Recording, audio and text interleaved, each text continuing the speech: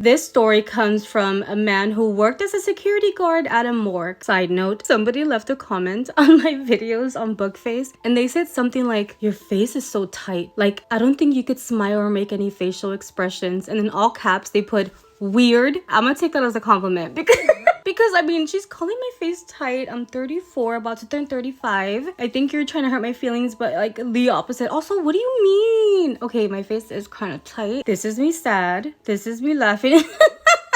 This is me crying. She clocked it. What if I tell you the story just like this the entire time? Oh my god, that's gonna be awesome. Okay, hold on. So this guy worked as a security guard at a morgue.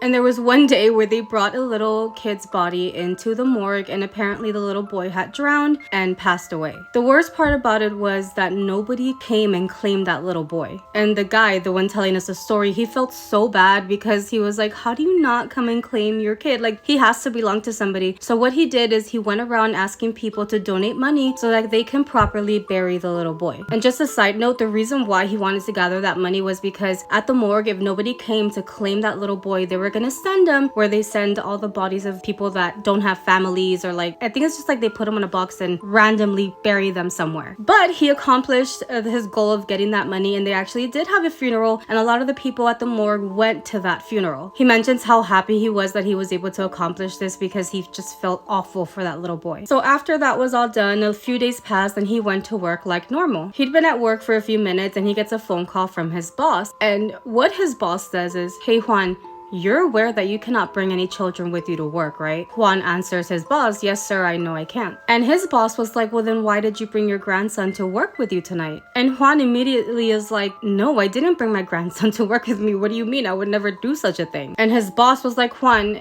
we saw you when you came in. Everywhere that you have walked to make your rounds, there's a little boy behind you. We've been watching the camera. Juan got goosebumps hearing that, and the only thing that came to his mind was that little boy that he had helped to bury at the cemetery. He believes the little boy might have followed him, maybe as a thank you, he's not too sure, but after that it never happened again. But what do you guys think?